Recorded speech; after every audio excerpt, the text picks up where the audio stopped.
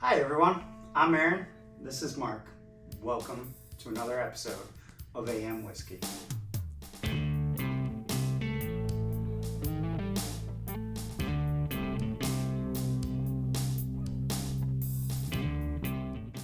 Today, I'm going to try and convert my friend Mark, who claims he's not a Knob Creek guy.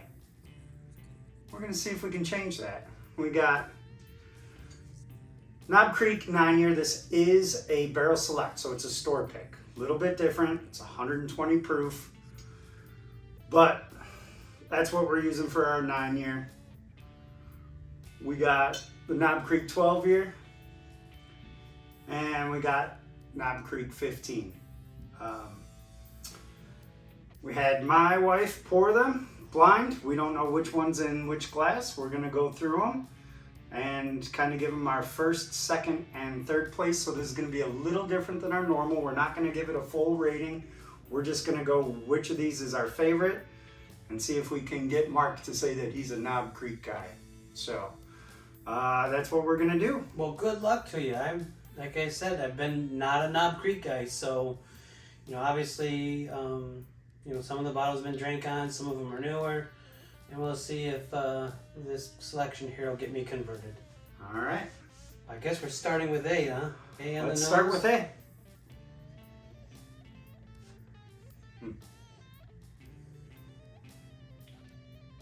It's nice and light. Not a ton of the Knob Creek profile so far. A little spinneroonie. I get just a hint of that classic Jim Beam nut on the nose. Just a hint. Maybe these. I get Knob Creek nose. I get some caramel. A little caramel. I don't get nuts. I get a little bit of that alcohol, some astringency here. Yep. I've had alcohol the whole way. Not a ton of legs, a little bit. It's kind of got that like permanent marker smell on it. Maybe it's the A I put on the bottom. Nah, probably not. Working its way through. Overall, not a bad nose.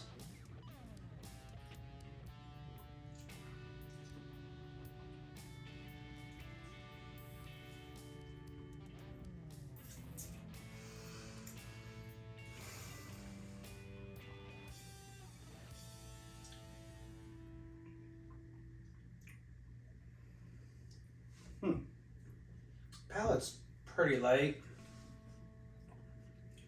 Tastes like Knob Creek. It's definitely got some proof behind it. Yeah, for the first sip, it feels fairly full and proofy. I mean, based on the 3 bottles, I'm guessing after we go through, hopefully we should be able to identify, which is which, but we'll find out. That's it. Did not taste as proofy. That was a much nicer sip the second time around. Got a very faint nut note, but some milk chocolate in there. A little bit of like nougat. There's a fair good amount of spice. Really? Yeah, I get a fair amount of spice, especially at the mid palate and the finish. I'm not getting any spice. I'm moving on to B. Let's see. Want to save some for. Ooh. Getting more of that classic Jim Beam note on this one. This is a way different nose. Yeah.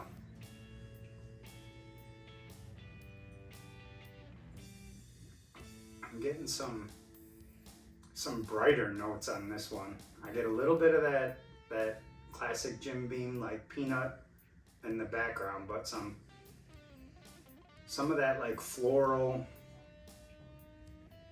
This one smells sweeter to me, or Vanilla. smells sweeter to me. Yeah, this one definitely smells a little sweeter. The Even legs a little on bit the, of that green the apple. legs on the glass are thicker. Yeah, first we've got to give it a little swirl job, see if we can. I prefer to spinneroonie. Yeah, to each their own. You always were a Booker T fan. Yep, I'm a wrestling fan. I think tonight's SummerSlam. Right, maybe. Now we've dated the video. Mm-hmm.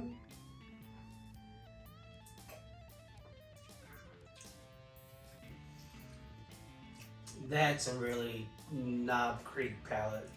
There's a fair amount of oak that I got up front. A lot of oak. The spice is light throughout. And the oak and the spice on the first sip overshadowed the sweet a little. I got a lot of oak up front. Some of that like brown sugar. Kind of like a crystal, like the creme brulee crust, not the whole creme brulee, not that vanilla custardy, but just that The top that, part, yeah, that the very hard top part, the caramelized hard sugar crystallized, in there. yeah. I get some of that, so it's oak up front, that caramelized sugar, and then it comes to that classic Jim Beam note, and then I get a little bit of spice on the back with a nice little Kentucky hug right here. Yeah. This one's significantly sweeter. Definitely oak. And then a light spice. Like this is good. Like this is good. I really like B. I can drink B. A isn't necessarily my cup of tea. B is significantly better. A wasn't bad. I enjoyed A, but I think right now B's front runner for me. We'll see how that goes throughout. On to C. Mm. Mm.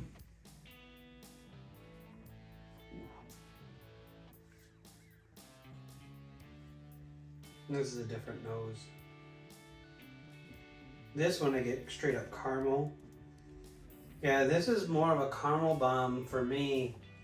And I'm not getting any alcohol off of it. No, I'm not really getting any alcohol.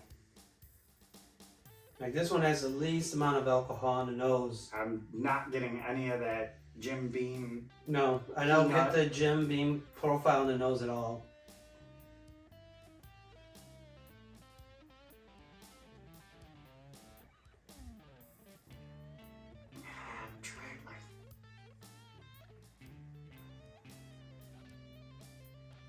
I enjoy it. There's just like, I don't get caramel though. It's a brighter note than caramel, but it's sweet, not to the. Yeah, I took a sip. It's very sweet.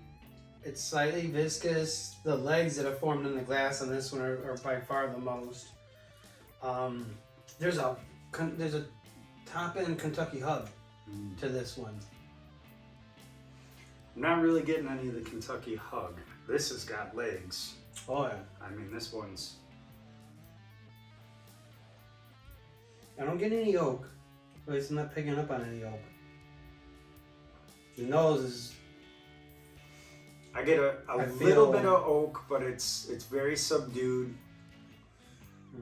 This one overall is the most subdued for me.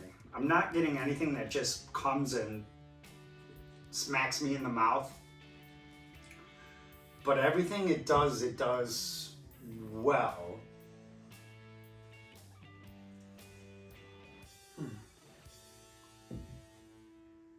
I'm gonna go back to A. See if maybe it changed. Let me a little water. Here. Rinse the palate. I think all of these are great pours. I enjoy every one of them. But again, I enjoy the knob profile. But I don't think you get a lot of that classic knob profile on this. You know, a lot of people think of Knob Creek and they get that classic like peanut note. Everybody's, you know, Jim Beam, Knob Creek, that note is a nut. I get a little bit of that on some of these, but it's not a huge thing. So with the first pass through, I could tell you if I was to drink these blind, I would be pretty easy to guess if A and B are Knob Creek. Like it may not have the quote unquote nut flavor, I'm not getting a nut flavor, but the way it drinks, the way it's together, I know instantly A and B are Knob. C, I would struggle to identify as Knob. A is hitting different this time. I don't know if it's just as it came after C, but I liked it a lot better that time. Yeah, I'm gonna have a little water and rest just for a second on the reset, and then work my way back through.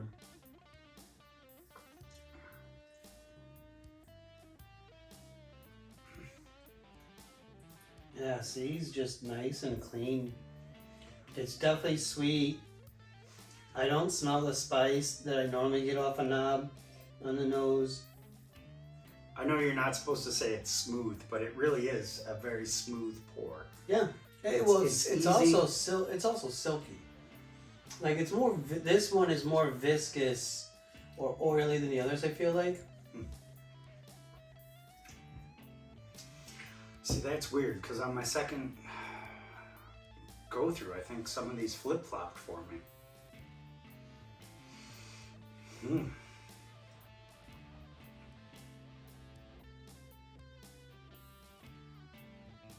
You're thinking too hard over there. I can hear the gears grinding.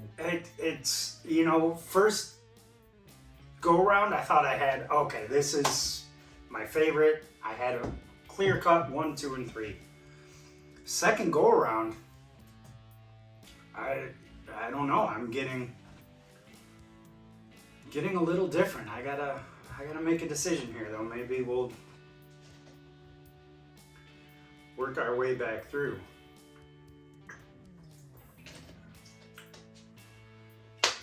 What about you? You think you have your rankings Yeah, pretty clear? yeah. I'm undecided on which is which. I'm pretty certain I know what I think I know what B is. And I'm torn between A and C, which is which. Just because the last sip on A really had some proof to it. Like A's really, like I feel like at first I thought C had the proof, but now I feel like A's got the proof. I mean, I thought A on the first go round had the most proof. Coming back to it the second time, I think some of that proof was tamped down and I got a lot more of the flavor on it. Mm-hmm. I mean, I'm going to be honest, the first go around I would have put A in third place. Yeah. But after going back a second time, I really liked A and kind of switched with some.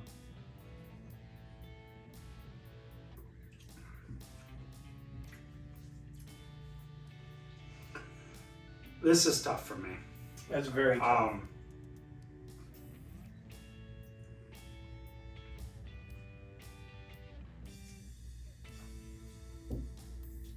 They're all now starting to taste more like Knob Creek. Like on this last time, there were subtle hints on C of the Knob Creek profile, and then it drifted off to sweet. Well, we got to make a decision. What's the first glass you're pulling back? What's your third place glass? A. A's your third place glass. No. First go around, I think I would have agreed with you. No. My last place is A. But then coming back to it, I really enjoyed it.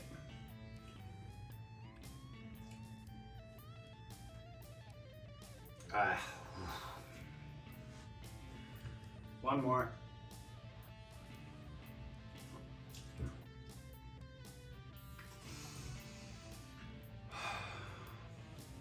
I think I'm probably pulling B back first. I think that's my third place. Okay. And then I think I'm going A second place. C's my winner. I think that's what I'm going with.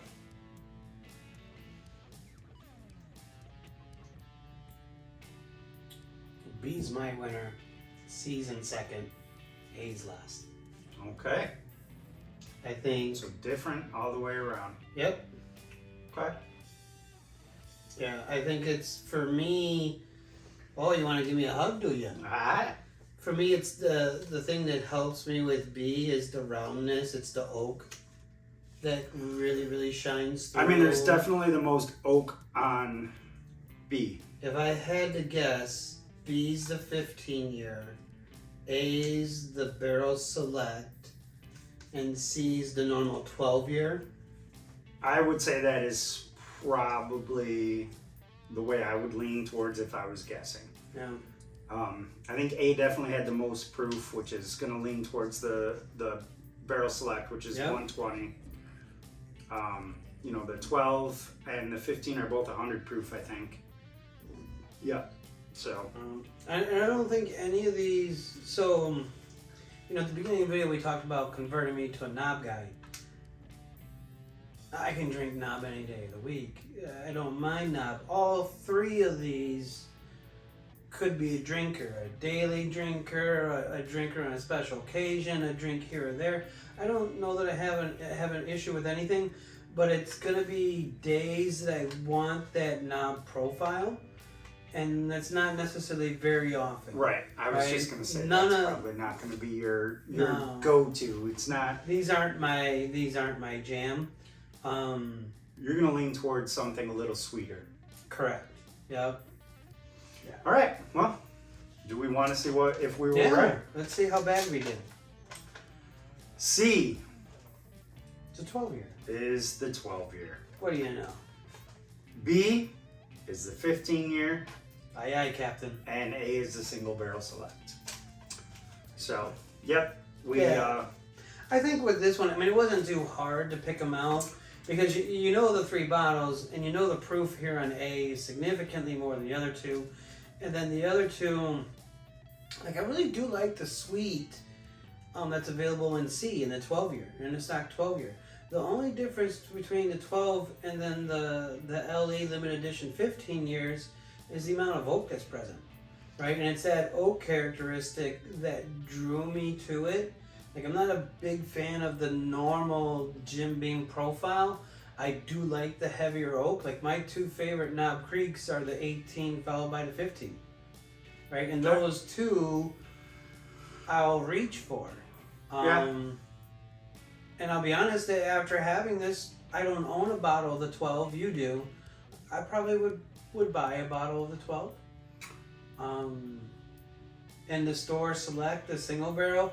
That's one of those that I probably want to get a pour at the store before I buy it.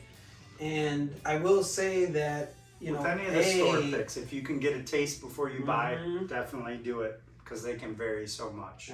And I do feel that A is slightly off the Knob Creek profile, right? I mean, there's a hint of knob up front, and it drinks like knob, but then it goes pretty sweet and spiced throughout the mid, like the whole. You can call it nutty, whatever. I call it Knob Creek. It kind of, it just isn't quite in the forefront in that mid and back palate section. Right? It kind of dissipates. Well, there you have it. That's our rundown of these three knobs. I don't think we quite converted Mark to be a knob guy. Nope. But they're all drinkable. In my opinion, they're all very good bourbons. I would drink any of these any day of the week. So there you have it. Don't forget to like, subscribe. Thank you for joining AM Whiskey, and please leave a like, comment. Ask us what you'd like to do. Give us feedback, give us criticism, make a funny joke. Keep the whiskey flowing. I think that went a little long. That's why I tried to. Well, there's some dead space in there. At the end. Yeah. There is definitely some dead space.